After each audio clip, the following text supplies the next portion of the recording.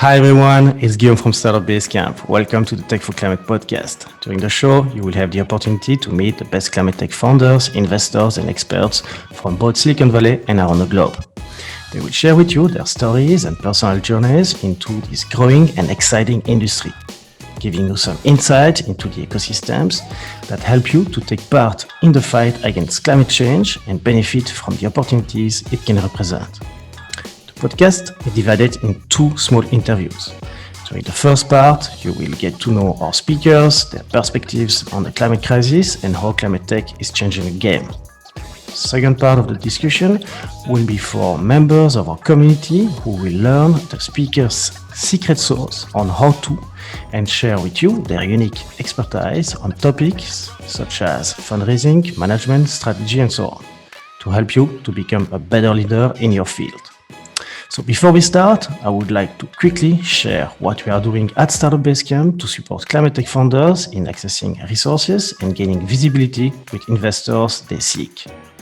Our initiatives include a membership-based community platform offering access to a dedicated Slack group with a growing number of founders, experts, and investors from around the world, and a series of exclusive content such as interviews, weekly job listings, events, and our quarterly online pitch night opportunity.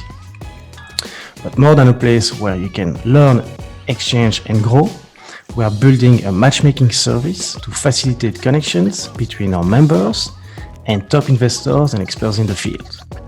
And soon, alongside with other top investors, we will be launching a small fund to co-invest in the growth and acceleration of our members. Finally, all of this is possible because of your support and donations.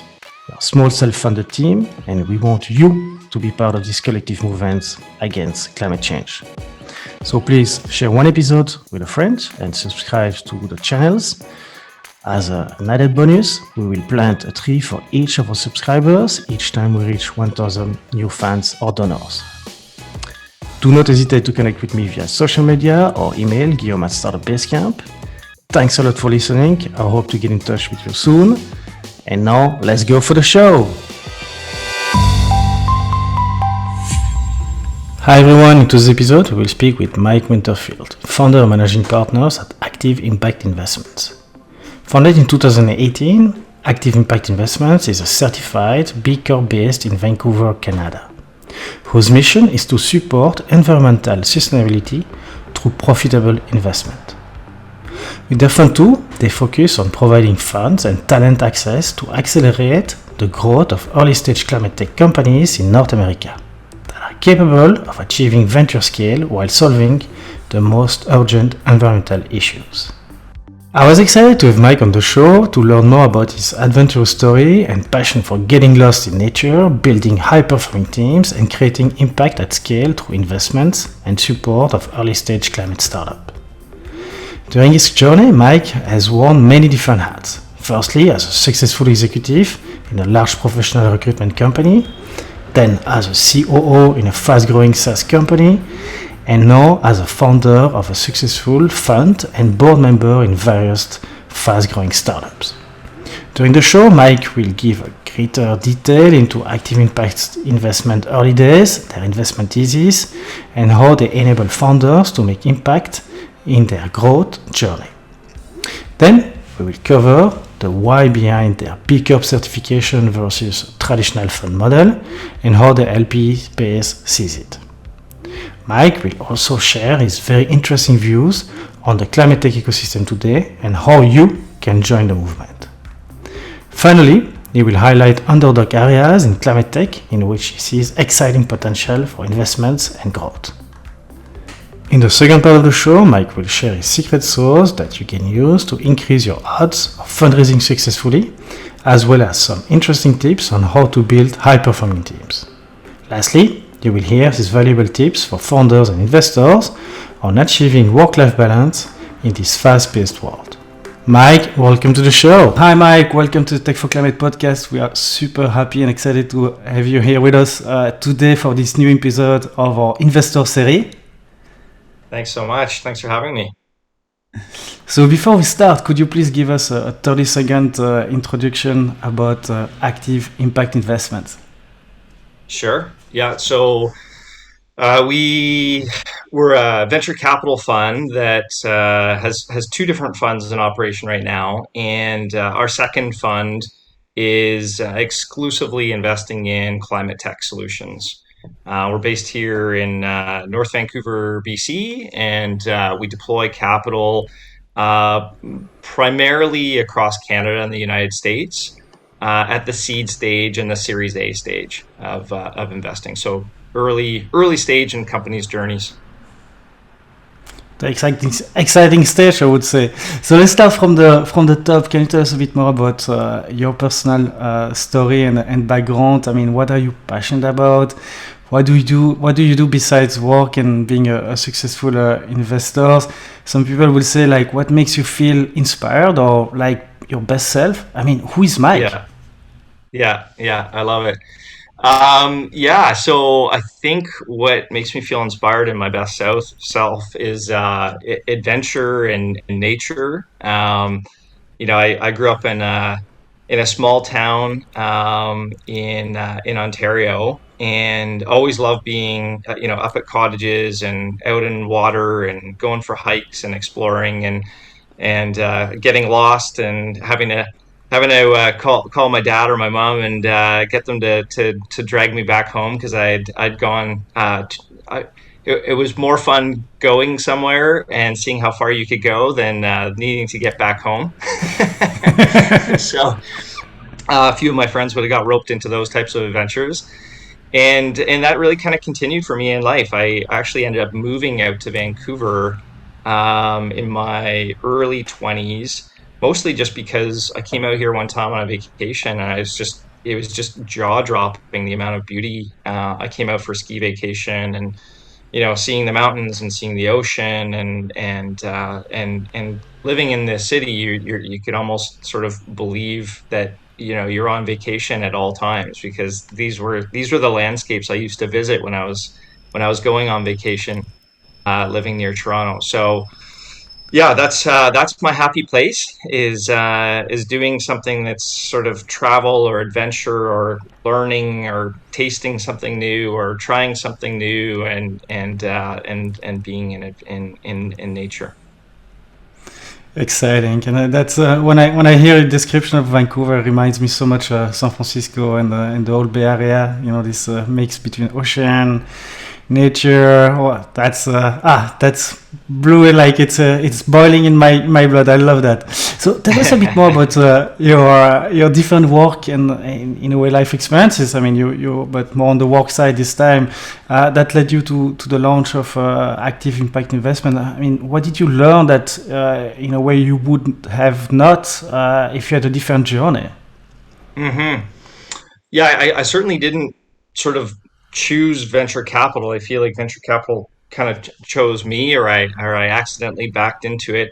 A lot of people I meet in this industry come from investment banking backgrounds, or different particular structured finance education or work experience. For me, it was operations, and in operations, it was actually mostly sales and sales leadership. Um, I started my career in professional recruitment, and I didn't realize until much later what a wonderful gift that experience ended up being, because I sort of worked my way up from like a peon, basically, a very small, uh, no, insignificant contributor at the beginning as a sort of a summer intern, and I think it was about 14 years later, I ended up becoming the president of the company through a bunch of different successive roles.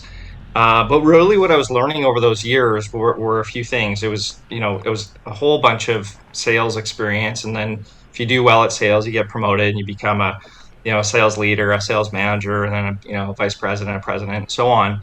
And so in that organization, I actually ended up having an opportunity to manage about 300 people in a fairly large sales team. And so later in my life, I kind of look back at those couple things and say, I had an opportunity to manage a couple hundred people. In venture capital, as you're working with small startups, it's really helpful to be able to talk to people and guide them through that experience as they scale. And then second to that, I had an opportunity to hire thousands of people. We were commissioned. We were the largest professional recruitment company in Canada. We were commissioned by small and Fortune 500 companies to help them identify talent.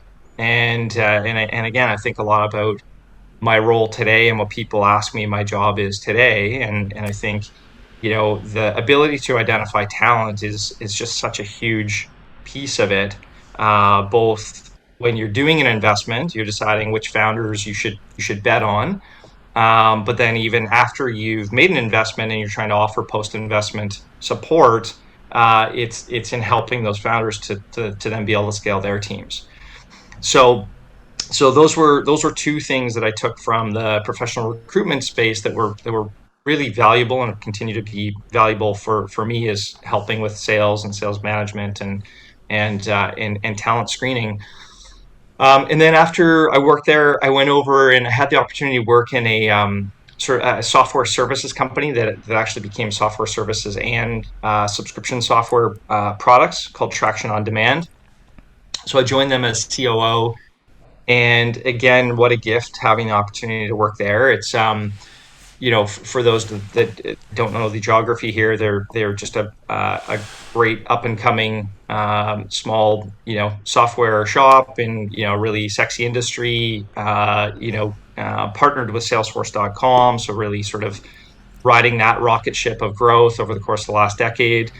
So I joined them as employee number 60 and left when they were at 300 employees. So that was a 3-year time frame with just amazing lessons packed in there of what's going on in a company during that stage of scale, and got to learn a whole new industry. And while I was there, helped to do a couple of M&A transactions, and we did our geographic expansion across Canada and the US, and we also launched some products, which was essentially the commercialization of services projects that had been done and turning those into products. And so I actually went over and became president of one of those companies that we launched, a company called Traction Rec. And so got to be part of that company from employee number one up to over 20 employees, and having the first few $1 million worth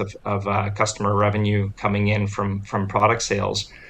And then after Traction was Active Impact, and so there were sort of 4 industries mixed in there, a bunch of different roles and experiences, and Active Impact was really just me trying to figure out how I could scale this opportunity of giving small businesses what they need, right? And small businesses need resources, they need money, and so how do you kind of package those two together in a thoughtful way?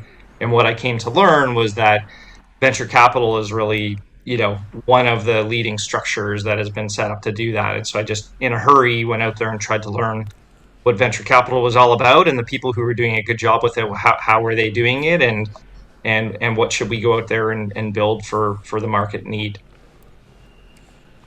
Any maybe resource or people that you would recommend on that sense, that you learn about how to become a venture capitalist? Oh man. A couple, just like It's that. I was not supposed to ask you that, no, but it was a No, good it's fine. segue. Yeah. I mean, I like the short answer I would tell you is, I mean, I asked everybody. Nice. I probably went out on 1,000 different coffee dates and Zoom calls and phone calls, and I just actually found a lot of people so gracious and generous with their time to talk to someone who I know how busy they are, and they were willing to do that. But yeah, one that comes to mind is in town here in Vancouver. There's another fund that really paved the way in impact investing in Canada in a lot of ways, called renewal funds. And I got to know Joel Solomon there, and he was, before I had even gotten into venture capital, even while I was back at Traction, I was just really enamored with the work that Joel and his team were doing. And Joel just proved to be a guy who continued to be very generous with sort of his thoughts and advice as I was trying to figure out how this whole ecosystem worked. So in this whole experience that you mentioned, this whole journey, the professional journey, what was your driver in a way to jump into the climate and impact, industry? I mean, any specific aha moments that you can recall or would define as such? Yeah, I think it was a series of different things, and so I'll share one story that sort of sticks out for me, but I can't call it the aha moment.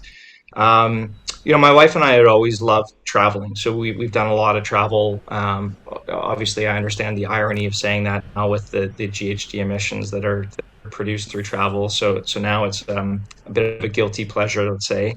But yeah, I traveled to over 50 countries around the world, and when we first had our son, I suppose you're already starting to think a little bit more about the future and the world that you hope that your kids grow up in. But on one particular trip, we went to visit some family that was living in Beijing at the time, and it was the first time that I had traveled to a city, and this is 9 years ago now. It was the first time I had traveled to a city where people were warning me about the air quality when we landed, and they said, after a couple of days, your throat will start to hurt, and indeed it did, and it was one of the first times I can remember. We live now with the forest fires a little more frequently, unfortunately, around here, and so we'll get the skies that are muted out from the smoke, but I hadn't seen that at that time in my life. So landing in Beijing, looking up and trying to see the sun, it was actually quite hard to see because of this pollution in the air. Our throats did hurt. The apartment we were staying in had to get cleaned on a daily basis because if you wiped your finger along any surface, it had accumulated so much of this soot. Um, and I remember specifically even with the throat thing, thinking about my newborn son who was with us on that trip and thinking, is this okay? Like, I know we're only here for a few days or a week, but is this safe? Like, are we causing any sort of damage? And then I thought about all the people that were living there, the millions and millions of people that were living there and experiencing that daily and getting warned to maybe not go outside and not be in nature and the outdoors and not to be exercising. And so that was one of those moments that I thought about landing back in Vancouver and taking that deep breath of fresh air when you get out of the airport and smell kind of that mountain air and that ocean air. And there's people out there warning what the world could look like in the future if we're not careful, if we don't change certain behaviors. And what dawned on me is that this isn't a warning for the future. I mean, this is a warning for right now. I mean, we're already across that tipping point in certain cities around the world, and it's just not what I want for Vancouver. It's not what I want for any city around the world. And so, yeah, that was one that helped to kind of crystallize my mission a little bit more and say, I just need to find a way to be a part of the solution. Thanks for sharing. On my side, I remember this time, 2020 in San Francisco, like when for one full day the sky became completely orange, and really like this feeling of like apocalypse day. That was also like one of the air quality crystal time. Like, okay, we're gonna move on that direction and try to change something. So let's take a zoom back now and zoom out about the climate tech ecosystem today. Can you maybe give us your overview? I mean, where are we at today in terms of maturity of the ecosystem? I mean, you have been active since 2018 with active impact investment. And what needs to happen in a way to have this climate tech ecosystem being mature enough to be able to fully deploy and accelerate those new, upcoming, or even existing technology at scale to support the 2050 net zero goal that, in a way, we all have in mind. So maybe if you have some overview around at the global level, at the Canadian, North American level, I mean, tell us a bit more. Hmm. Yeah, I'm actually pretty optimistic. I think we're there. I think we've sort of arrived in terms of the right level of sophistication or structure or innovation solutions.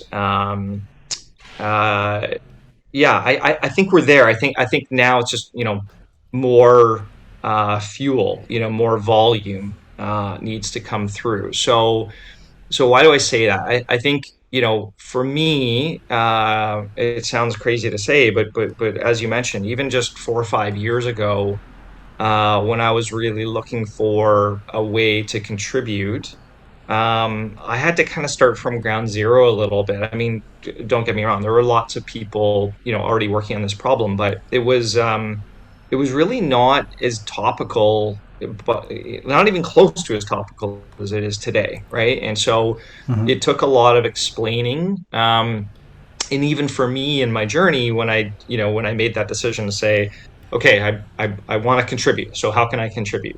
So you look around and you say, okay, well, this is a giant societal problem. Whose responsibility is it to fix it? And I think, the challenge, if you go back 10 years ago, 20 years ago, what have you, is the first place people would be to say government or not for profit, right? This should be dealt with by the people whose job it is to sort of govern our nations, or this should be dealt with by some do-gooders who are going to collect some charity money and who have a specific cause to save the whales or clean the air or whatever it might be. And that allowed a whole bunch of people to sort of live in their bubble and put their head down and say, okay, I can just go about my day to day way I see fit because someone is out there working on the problem. So the first tipping point, I think, is where people say, oh, that's not going to be enough. um, and so that started to happen, and so there's a lot more awareness, a lot more sort of activists, and a lot more science coming to the forefront. And then the second tipping point, I think, was when people realized that there were some market solutions out there. So, if you're an investor, could you put money into this category and make money, so that you didn't have to sacrifice returns and you could invest in the things you cared about? And those proof points started to come out, right? So people were doubtful of it at first, but it started to happen. Oh, there's some people making money in this category, so that allows the inflow of more money.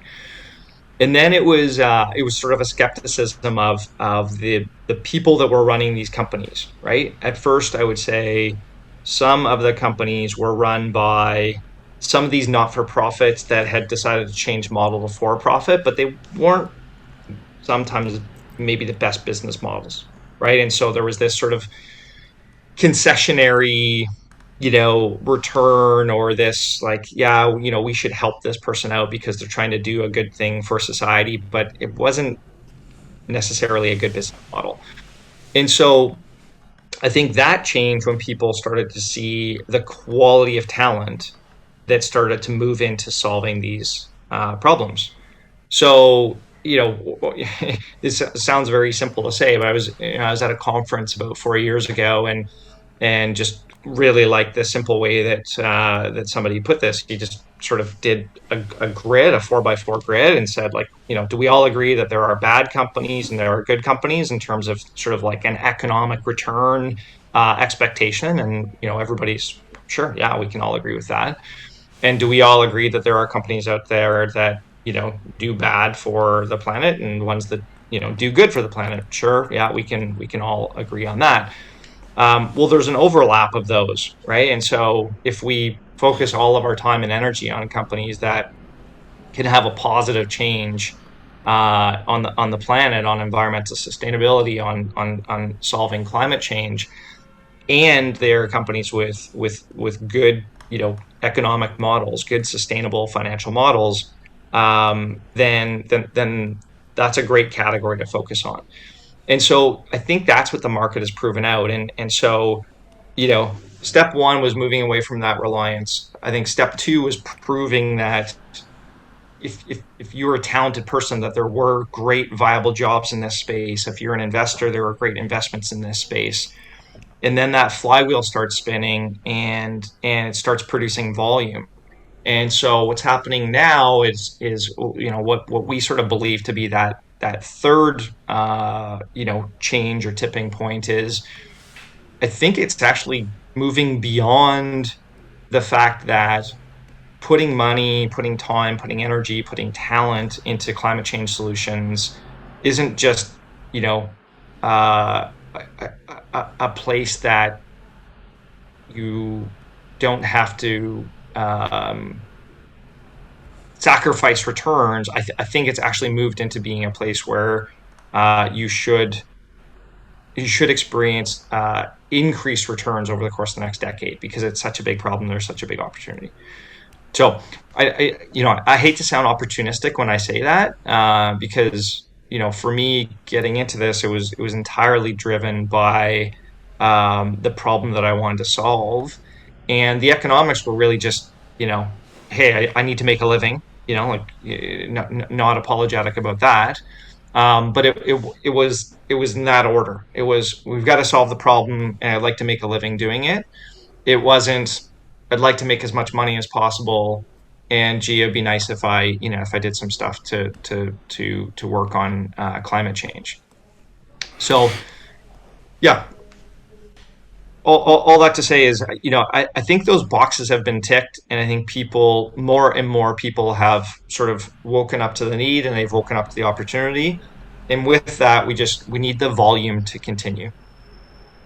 Yeah, definitely. I mean, I was seeing recently like a report speaking about like we need to invest like 5 trillion USD per year up to 2030, and even beyond that to 2050, in terms of like reaching and probably going a little bit above 1.5 degrees Celsius. So the investment required is tremendous, and we need like the private sectors, we need the public sectors, we need the non-profit, everyone on board to really like decarbonize this economy. So in a way, it's also a beautiful and exciting opportunity, and a challenge that with a deadline at the end. So we'll all make to it. So let's go a little bit into the specific of active impact investment. Can you let us know a bit more about it? I mean, you covered a bit the story earlier in the interview. What is your thesis behind it? I saw that you guys are focusing on 4 different areas with the fund 2. So clean energy and transportation, smart infrastructure, sustainable food and water, circular and sharing economy. Explain us a bit more like the thesis behind that, and what are the ticket size, and in a way also what do you offer to founders in your portfolio, that why should they come and join active impact investment? Yeah.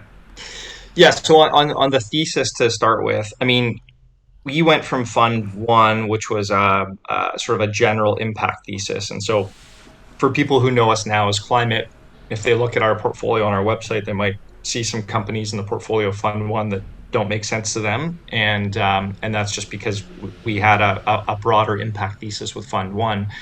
Um, the reason we had a broader impact thesis with fund one is just we didn't know as a new VC whether we were going to be able to get enough investment opportunities, enough deal flow. So about halfway through fund one, we realized that was not an issue. We were seeing a high number of high quality companies. It allowed us to sort of tighten the thesis to what we were really passionate about, which was climate change. And so moving into fund two, when you look at those 4 categories, um, I don't, to be honest with you, I mean, I don't think there's anything, you know, uh, any sort of epiphany around those 4 categories. They just happen to be 4 areas that cause massive GHG emissions in the world, and that's what we're trying to solve. And so, again, we started from the problem and worked our way down. So those are 4 big problem categories. Number one. Number two, I would say, in the world of innovation, I would also say that those are sort of like, there's a convergence of mega trends that are happening there. So that you get this like really cool, um, you know, um, bunch of activity happening in those areas. But how we serve those areas is actually a little bit different than some funds. So I would say we are much more B2B than B2C. So, every fund has to try to pick what they're good at or better at. And we tend to be more software and services. And so why?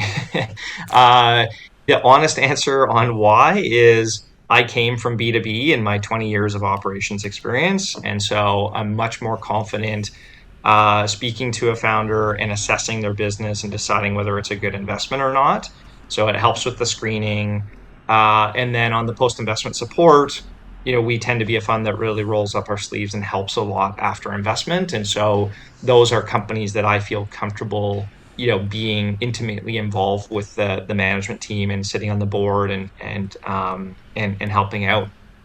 And I suppose the second reason is, as much as we're venture capitalists, I would say that we are a little bit risk averse, and so we tend to avoid sort of the very like binary type of wins, like the hero or zero ones, the very capital intensive. Like I would say that I have a big appreciation for sort of that lean startup model where you can just test and iterate and test and iterate, and you can see what's working. And so typically companies that come to us, they already have some verifiable traction in the market. There's already some pull. There's always a way that we can validate with their customer base that they solve a big problem for them. That there is a good return on investment in buying their product or service. And so really what we're trying to do is add fuel. We're trying to find companies that we think are already winners, have really winning teams, have a great founder in place, have a solution for a giant problem in the market so that there's lots of room to grow, and already have early traction that's demonstrating that they've got something that the market wants and needs and is willing to pay for. And then that changes the challenge that we are trying to solve when we're investing. Now the challenge we're trying to solve is help them not fall apart at the seams as they grow and scale really quickly, hopefully, versus kind of I have a lot of admiration for VCs that are able to do these moonshots.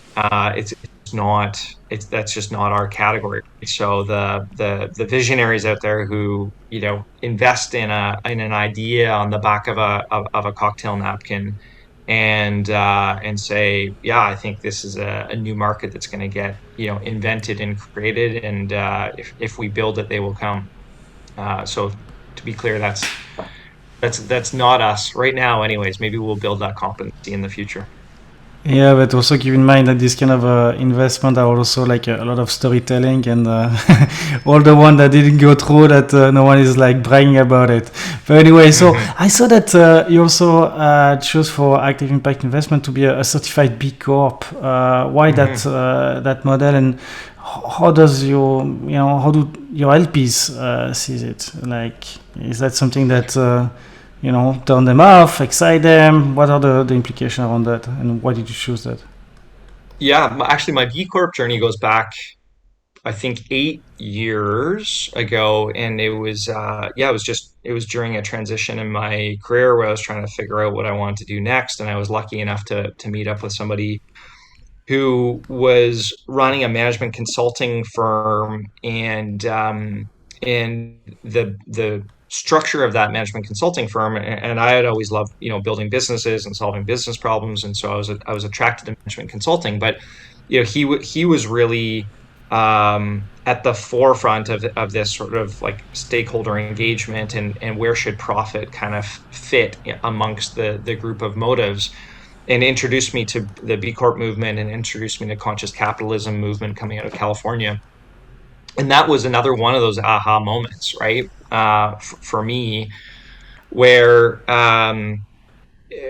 look, I had a great job, was paid well, was good at what I did, liked what I did, but wasn't happy wasn't fully fulfilled because I just wasn't working on a problem that I cared that much about, right? So I think a number of people I talk to, they end up at one of those sort of those crossroads. So I think B Corp is one of the platforms to help people at that crossroad. And it's one of the groups that has, really smart group of people and has really helped in a bunch of these categories of encouraging investment in this space and encouraging sort of like, advocacy and sort of government, solutions in this space, and encouraging just businesses to change their DNA and the way that they measure themselves. So getting specific, I got introduced to B Corp when I joined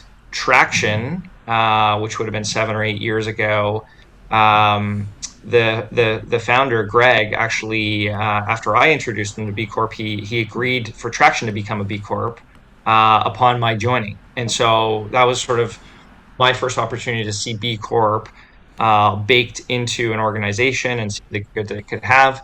And then once I founded Active Impact, I wanted that to be part of our founding story, and to signal to the market that this was a group that we wanted to support, and to signal to the market that we stood behind the things that we were saying and doing. That these were really kind of baked into our systems, policies, procedures, legal framework, etc. So how do investors think about it? I don't think many know about it. I don't know if they care. I think a couple do. I don't think any are turned off by it. But to be honest, I didn't do it for investors. I did it for us. B Lab is a not-for-profit, and it's a movement that I wanted to be a part of supporting, and so having our company member was a part of showing that support. Thank you for sharing. So let's go back to the investment landscape for a little bit.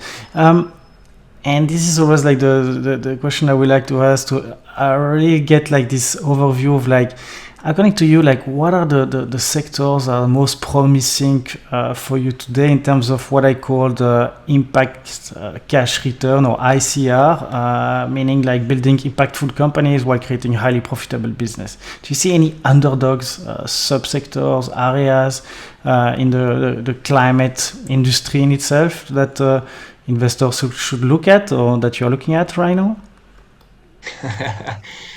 Oh man, give us the gold nuggets.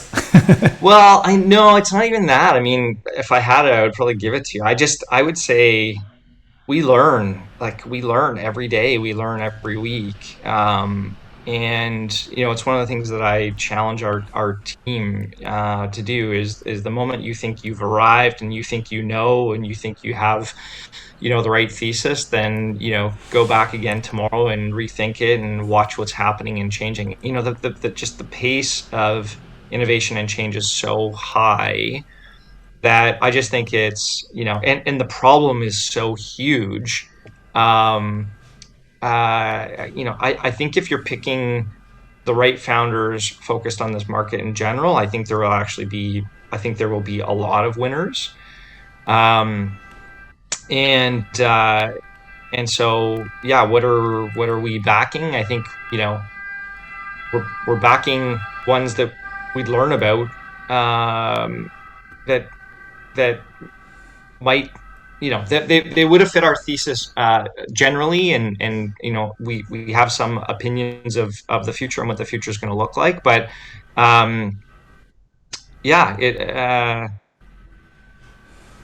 I don't know. I'm doing a terrible job of answering this question. So, but everything is gold for you, Mike. That's great. No, just like maybe it's like there's just hot sectors like carbon captures, or I don't know, like hydrogen, green hydrogen versus like the brown one. There's like different hot topics where people get excited about, and maybe you see like sorry, I guess I didn't give a lot of real examples, but if you scroll across our portfolio, yeah, hot sectors. I mean, we've invested in like EV charging infrastructure. Because obviously, we see the pace of EV adoption and believe that the world will move very quickly to predominantly EVs. We've invested in circular economy solutions. We've invested in sort of like ESG, climate software for measurement for organizations, because I think that's become very big theme. We've invested in accelerating the adoption of community solar. So just looking at ways to transition from fossil fuels and make it easier for solar developers to do that. We've invested in last mile solar with portable batteries. We've invested in building building retrofit software, and so how to scan huge portfolios for real estate asset owners to figure out which projects they could do to decarbonize. Yeah, so it's I guess that's why I'm my answer I gave you before was maybe a bit of a non-answer in saying, this is a big category. I think there'll be a lot of winners. I think what we would say that we're trying to do is to try to have a really nice diversification of solutions versus having a high concentration. Our concentration is in climate tech. Our concentration is predominantly around software and B2B solutions. But then trying to have diversification by hitting a lot of different, coming at the problem from a lot of different angles. Okay, so two last questions before we close on this part of the interview. One super important. It's about impact. I mean, and especially active impact investments who are all in there. So how do you measure impact? Do you have any specific process framework? Do you rely on scientists and experts to validate the tech and the impact that those companies or startups are promising? I mean, is there any criteria in terms of CO2 or maybe social impact? Because there is also this greenwashing. Everybody's like to put a climate and a tech together and say that we're going to do a lot, but what is the format for you guys? Yeah. So look, I mean, I think it's important that we contribute to some of the most established frameworks out there, and so it's important for us to just kind of keep up to date on what's going there. The SDGs have been widely accepted, and so how does the work that we do tie into the SDGs? B Corp has an assessment and a measurement framework, and so how do our portfolio companies compare to that? You have several other sort of well-adopted frameworks, Iris Plus, and Impact Management Project, and so on. But once you get past, how do you connect to and how do you contribute to sort of big global frameworks and solutions, we try to dumb it right down, to be honest. And within our portfolio, we, and this is one of the nice things about venture capital and direct investing in small private companies versus, sort of like an ESG rated mutual fund or ETF in the public equities market, is that we can get so specific with impact. And so what's at the top of the food chain in terms of the problem? Well, right now, our world is putting 51 billion tons of emissions into the atmosphere per year. So what we really care about is trying to get that 51 billion down as fast as possible. And so that's the primary thing that we're going to measure with all of our portfolio companies is GHG emission reduction. A second one that we will measure and just provide a ton of transparency on is kilograms of waste diverted from landfill. right? And there's, in many cases, a pretty direct correlation between that and GHG emissions as well, whether it be, the manufacturing process of those, or whether it be, in the case of food, methane that's released by food sitting in landfill. And then internally in the fund, this is not what we raised money based on, but it's just sort of how we want to hold ourselves accountable as a B Corp. We look at diversity across our leadership teams of gender, of racial diversity, etc. And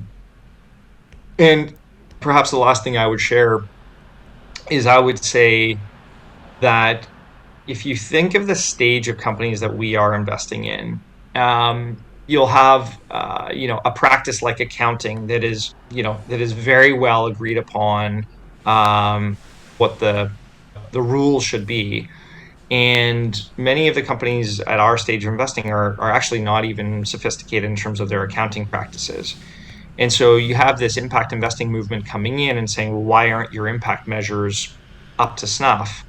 And I would just say you have to meet people where they are, right? Like their measurement may not be as strong as it can be, but maybe it shouldn't be at this stage. In the same way as you wouldn't hire a Big Five accounting firm to come in and do a financial audit for a company with $100,000 in revenue. Probably, it would be overkill. It would be too much expense.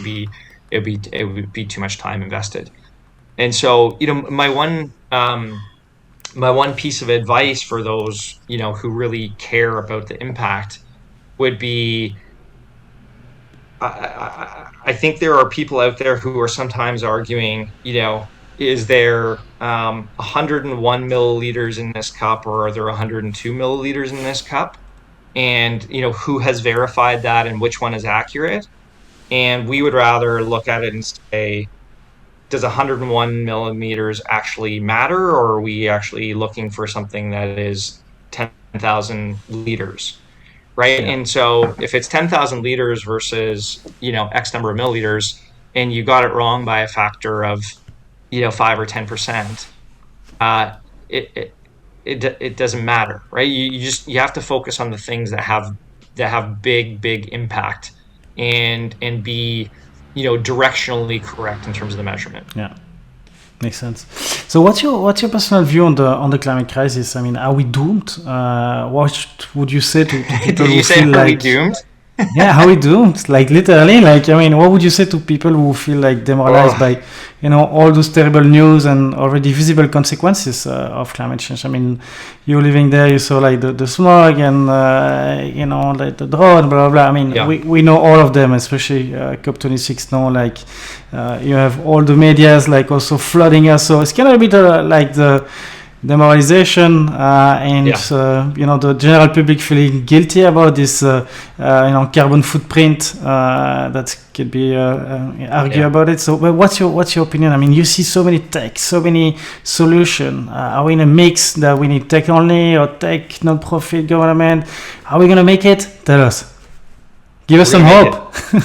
We're going to make it. No, I mentioned earlier, I mean, I am an optimist for sure. And you mentioned kind of some of these different emotions that people are feeling, right? This anxiety, or they're feeling guilt, or they're feeling whatever. And I would just say those emotions are kind of useless. Like I would ask people who are feeling that way to get involved, right? And now more than ever, there are very easy ways to enroll and list your services. If you are a high performing talent in any industry, and you have a skill set that people need, then you can move over to a company that's solving climate solutions, or you can found a company that's solving climate solutions, and you'll help that company to succeed and grow. If you have excess money, and then as an investor, I mean, you can choose to put your money into climate tech companies and support their early or later stage growth. So there's things that can be done about it by pretty much everybody. Versus, the fist pounding and things need to change, and it's more important now that people are taking action. So yeah, I am an optimist that the next decade will be, it will have mind-blowing, incredible examples of success and transition. However, there has been some there's been a lot of damage already, right? There's been a lot of damage that is irreversible. I don't quote me on the exact number, but over 60% of biodiversity has been wiped off the planet in the last 50 years. So where I'm quoting that from is the last World Wildlife Report. So when you hear numbers like that, and when you realize, the amount of ocean rise that is inevitable, and sort of, how much human migration that's going to force, and, like I say, biodiversity loss, and amount of forest that has been cut down, and amount that the ocean has risen in temperature, or the fact that we're already 1.1 degree above pre-industrial times in terms of temperature raise. We can't go back from that, right? So it is a shame that it got as far as it did. And so for that, I'm sad. But we move on, and we become a part of the solution. And on the solution side, yes, I'm extremely optimistic. And I think, this next 10 years it is going to be very, very exciting to watch it unfold, and it'll be more exciting to watch it unfold if all of your viewers and everybody else takes a strong and hard position in terms of how they can get involved. So how can the community of investors, founders, experts listening to the show today can help you? How can they help us? Yeah. We've got a small but growing portfolio. We've got 18 companies we've invested in, and so first, we love to see anybody who's working in large companies. Procurement channels need to focus on buying from the right companies. So B Corp talks a lot about that. So any of our companies that grow, as the revenues grow, GHG emission goes down, right? So first it's companies buying. We want to see revenue growth across the portfolio, and not just our portfolio, of course. Any climate tech fund, we'd love to see companies adopting these solutions faster.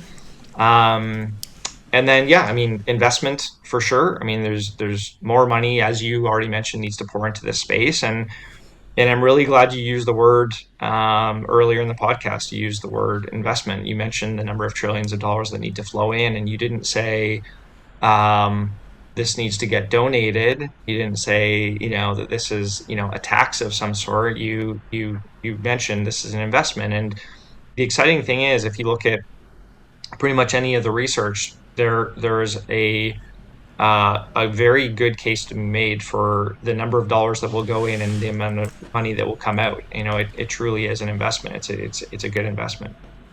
I think it's the magnitude of 1 to 4, no? Or something like that, or 1 to 7.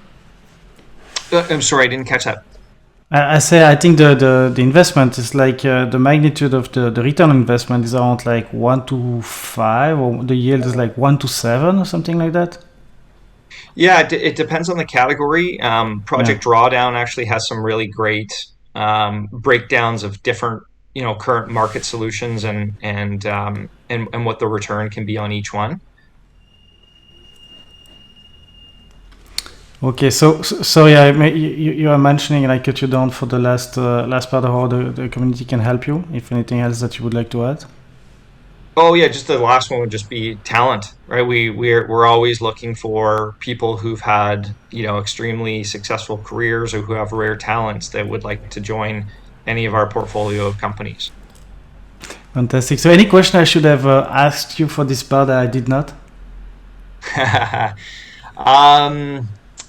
No, you're great. You ask a lot of really good questions. No, nothing I can think of. Okay, cool. So thank you so much, Mike, for your time and your incredible insight on the industry. And I'm so excited to see this. I mean, to see so many brilliant people like you and your team at Active Impact Investment putting so much effort to move the ball towards a better and cleaner world. So thank you so much. Oh, thanks for hosting me, and thanks for everything you do. I mean, I think it's platforms like Tech for Climate podcast that are so important as well, just to get this information out there, and so yeah, thanks for everything you do.